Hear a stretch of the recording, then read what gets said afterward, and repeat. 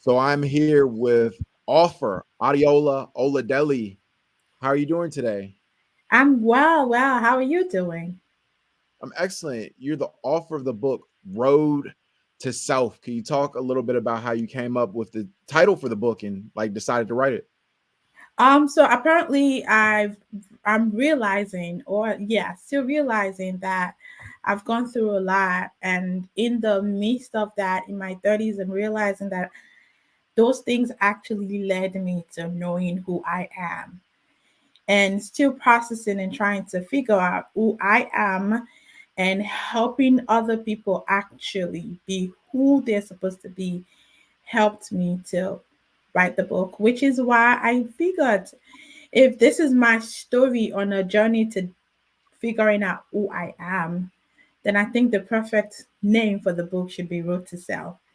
Because in the book, I highlighted all the things that I'd experienced and how they shaped who I was and how I'm finding who I am right now and also developing it. So definitely Road to Self just sounded like the perfect title for that book. Definitely. And you're from Nigeria originally. What was it I like am. growing up in Nigeria? Whew. Um, so I grew up in the days where Nigeria was still considered safe, and so I would say growing up in Nigeria was really fun. In my days, in the early '90s, late '90s, and early 2000s, it was it was difficult one. It was interesting. It was a whole lot of things that you had the chances to explore. It was you having to be just bold and being ready to defend yourself even though people are going to take undue advantage of you. So that was what it was like growing up in Nigeria. You've talked about like the importance of having a mentor, something that you didn't have in your teenage years. Can you Right. talk about like, why that's important?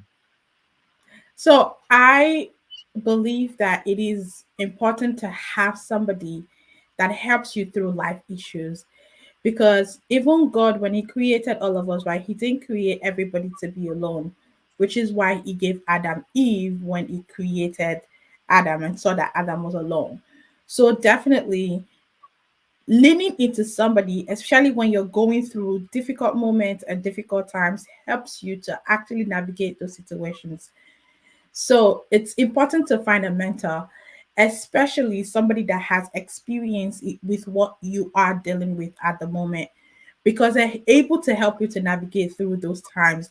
They're able to share their experiences, how they dealt with it, and how they turn out better. But if you're just navigating life by yourself, you constantly make mistakes. And I know there's a popular saying that people learn from their mistakes.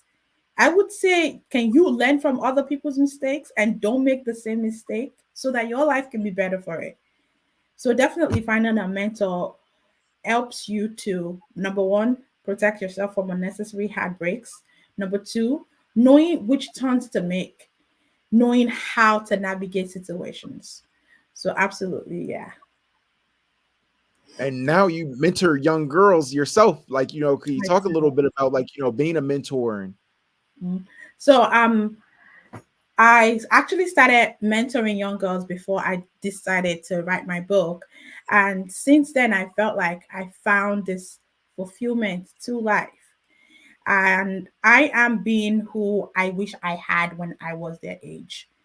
I am being that auntie who speaks life into them. I am being that person that can relate to their situations. I am being that voice at the back of their head that's telling them that you're not alone in your situation. No matter what is happening to you, you're not alone. I'm here. So it's helping me, number one, also to discover things about myself, because when you're tutoring or mentoring people, you start to find situations in your life that is relatable to these people. So like just being there for these girls, being the person they call when they're in trouble, when they are confused, when they're in a roadblock and don't know where to go or how to proceed. It just gives me a whole lot of joy. I don't know if that's your question, but yeah, like just being the voice that continues to encourage them that they are meant to be great gives me fulfillment. Most definitely. I feel like in culture, like popular culture particularly, they prop up, especially in the Black community, a lot of like role models who aren't promoting, positivity.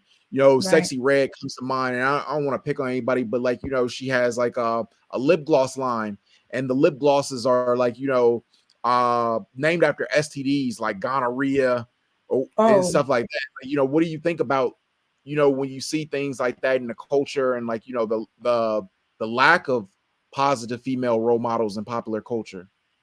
and I feel like that's why people like me are stepping up so that these young girls can see that you necessarily don't have to be a certain kind of way to be accepted. You can be your ultimate self. You can be your authentic self. You can be still conservative and still make an impact. And I'm hoping that there will be other people like me that these girls can look. I've never even heard that before. I try to protect my space, protect what I expose Right. myself to. And that's one of the things that I teach my girls as well. You have to be responsible for your space. Nobody's going to do the protection for you. So I'm hoping that one day somehow I will be this voice that young girls will be able to see, to say this is somebody that I want to be like, that is necessarily not promoting negativity, or not exposing them to unnecessary vices that would end up leading them to destruction, or something that would harm them in the long run. And I'm hoping that I can be that voice that would show them that you can be diligent, you can be hardworking, and still make something amazingly great out of your life. So many women in society, are victims of child molestation. I feel like, it's one of those things that a lot of times doesn't get a lot of attention, because like there's so much promotion of our society about, like, of sex. So what will be your advice to, adult women who have experienced that and still dealing with that trauma? I would definitely say that number one, you have to understand that you are not what happened to you. You are not the situations that you've gone through. You didn't do anything wrong. You didn't do anything to deserve to be sexually molested. You didn't do anything to deserve to be sexually abused. You weren't in the wrong place at the wrong time. The abuser is the one that is at fault, because I feel like a lot of things that has been preached or talked at a lot of people, a lot of girls that have been sexually molested, is maybe you were at the wrong place, maybe you were wearing the wrong thing. No, nothing you did warranted you to have been sexually molested. But I want to say to you boldly, that you can still make something out of that. And I found freedom when I started to share my experiences. I found freedom when I started to use my experience to educate other people, to advocate for other people, to speak out to other people, so that they know that regardless of who has abused you, you can still make something out of your life. So you need to find a way to turn that victim mentality or to a victor mentality, because the moment you start to see yourself not as somebody that was victimized, not as somebody that was abused, the moment you start to use those experiences to navigate your life, and you start to think of how you can benefit from those experiences, or who can benefit from those experiences, the story starts to change. I did my first real YouTube interview in April of 2023, that I talked about my sexual abuse and all of that. And the amount of phone calls that I got from older women that has been sexually abused, that were ashamed and didn't know how to actually speak out, and just needed somebody that they could relate to. It was overwhelming. And I'm learning that all you need to do is to be bold enough to share your experience with one person, because you don't even know who your story can be helping. You don't know who your story can be changing their lives. So, again, I want to say you are not your experience. You didn't do anything wrong to deserve to be sexually molested or abused by anybody, but it has happened. The worst thing you can do to yourself is to allow that situation determine who you are today. You need to get up, you need to go.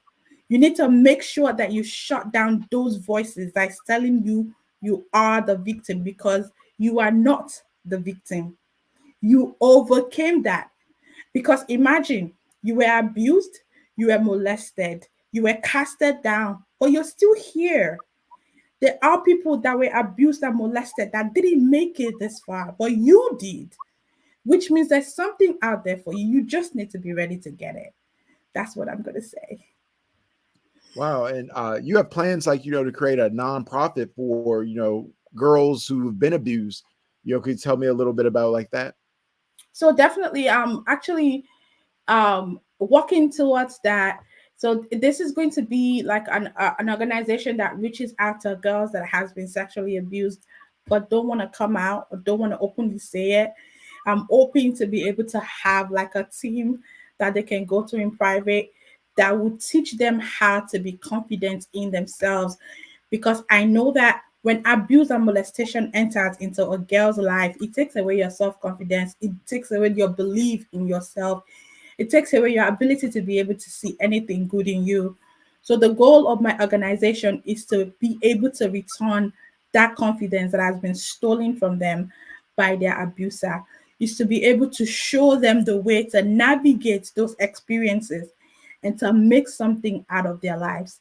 So hopefully, I'm praying that the organization can go into full effect by late 2024 or early 2025. But it's definitely something that I'm working towards. Most definitely. Adeola, it was so nice speaking with you. I'd love to have you back anytime. What's next for you? Where can people reach out to contact you if they wanted to support your work? Thank you so much, Ryan. This was an amazing opportunity. I really appreciate it. And you people can find me on Instagram, Adura. It's ADURADEOLA. Or you can follow Deola's Diary. You can also find me on the website on Google at deolasdiary.com. And you can always fill the contact form, or you can send me an email. It's adeola@deolasdiary.com. Thank you so much. I really appreciate you. Thank you so, so much. Thank you.